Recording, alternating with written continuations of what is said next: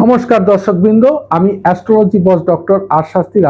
দেখুন দর্শকবৃন্দ, প্রতি মাসে মা কামাখ্যা মন্দিরে যদি পুজো পাঠ দিতে চান, অনলাইন বা অফলাইনে, অবশ্যই আপনারা আমার সঙ্গে যোগাযোগ করবেন।